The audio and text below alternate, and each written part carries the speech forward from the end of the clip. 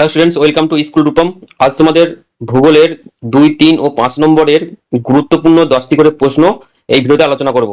তো চলো ভিডিওটি শুরু করি। তোমাদের তৃতীয় পর্যায়ক্রমিক মূল্যায়নের যে বিভাগ ইঙ্গ রয়েছে, যেখানে 5 নম্বরের প্রশ্ন আসবে, সেখানে প্রাকৃতিক ভূগোলের 5টি অধ্যায়ের মধ্যে থেকে 4টি অধ্যায় থেকে, অন্ততপক্ষে 4টি অধ্যায় থেকে, প্রতিটি অধ্যায় থেকে 1টি করে প্রশ্ন আসবে। 4টি প্রশ্ন তোমাদের উত্তর করতে হবে 2টি। ঠিক একই রকম ভাবে আঞ্চলিক ভূগোলের যে 3টি অধ্যায় রয়েছে, প্রত্যেকটি অধ্যায় থেকে অর্থাৎ 1টি করে প্রশ্ন আসবে, তোমাদের উত্তর করতে হবে যে কোনো 2টি।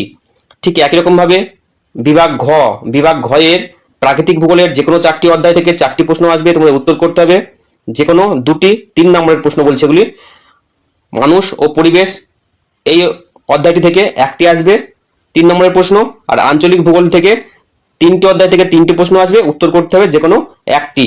বিভাগ গ, যেখানে প্রতিটি প্রশ্নের মান 2, সেখানে প্রাকৃতিক ভূগোলের 5টি অধ্যায়ের মধ্যে থেকে যে কোনো 4টি অধ্যায় থেকে অন্ততপক্ষে 4টি প্রশ্ন আসবে, তোমাদের উত্তর করতে হবে 3টি। মানুষ ও পরিবেশ এই অধ্যায় থেকে 2টি প্রশ্ন আসবে, উত্তর করতে হবে 1টি। আঞ্চলিক ভূগোলের যে 3টি অধ্যায় রয়েছে, 3টি অধ্যায় থেকে 3টি প্রশ্ন আসবে, তোমাদের উত্তর করতে হবে যে কোনো 2টি। তো এই ছিল তোমাদের নম্বর বিন্যাস, প্রশ্ন কাঠামো। এবার আমরা মেন অংশে চলে যাব। ভিডিওটি শুরু করার আগে সমস্ত ছাত্রছাত্রীর কাছে অনুরোধ, তোমার চ্যানেলটি অবশ্যই সাবস্ক্রাইব করে নেবে, কারণ তোমাদের এই সাবস্ক্রাইবের মাধ্যম দিয়ে আমি উৎসাহ পাই পরবর্তীতে ভিডিও বানানোর জন্য।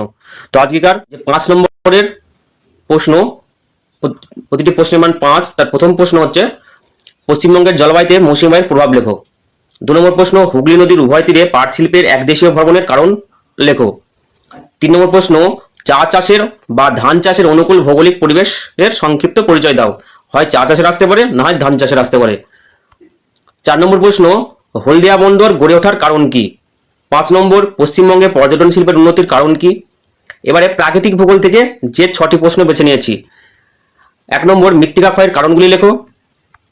2 নম্বর, যান্ত্রিক আবহবিকারের প্রক্রিয়াগুলি লেখো, অথবা প্রশ্নটি এমন হতে পারে, উষ্ণতার তারতম্যের কারণে সংঘটিত যান্ত্রিক আবহবিকারের পদ্ধতিগুলো আলোচনা করো। 3 নম্বরের প্রশ্ন যেটা রয়েছে, সেটি একটি অঙ্ক সম্পর্কিত। এখানে দ্রাঘিমা নির্ণয় বা সময় নির্ণয় নিয়ে একটি অঙ্ক আসতে পারে। 4 নম্বরে, বিপর্যয় রোধে গৃহীত ব্যবস্থাগুলি লেখো। 5 নম্বর, ভঙ্গিল পর্বত সৃষ্টির পাত সংস্থান তত্ত্ব আলোচনা করো। এটা ছবি সহ এটিকে আলোচনা করতে হবে। 6 নম্বরে, পৃথিবীর গোলাকার আকৃতির প্রমাণগুলি লেখো। এবারে প্রতিটি প্রশ্নের মান 3।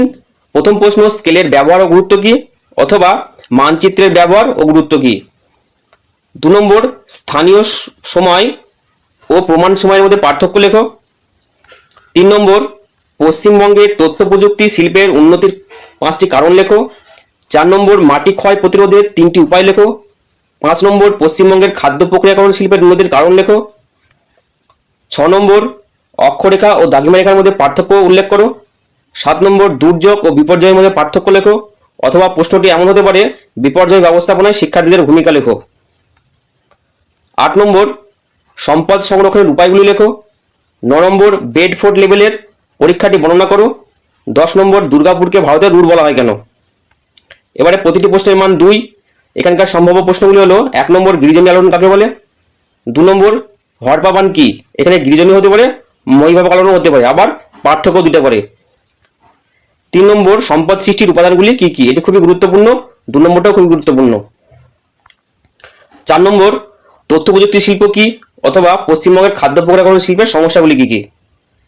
5 নম্বর, শেকড় আলগা শিল্প বলতে কি বোঝায়।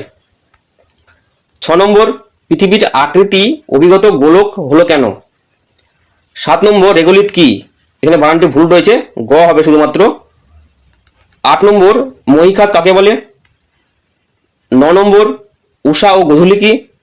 10 নম্বর, সূর্যের আপাত বার্ষিক গতি কি, অথবা অনুসুর ও অপসুর অবস্থান বলতে কি বোঝায়। 11 নম্বর, ক্ষয়ী ভবন, নগ্নি ভবন ও আহবিকার বলতে কি বোঝায়। অর্থাৎ এই 3টের মধ্যে থেকে অল্টারনেট ভাবে যে কোনো একটি আসতে পারে। তো এই ছিল তোমাদের যে ভূগোলের সাজেশন তৃতীয় পর্যায়ক্রমিক মূল্যায়নের জন্য। আজকের মতো ভিডিওটি এখানে শেষ করছি। ধন্যবাদ।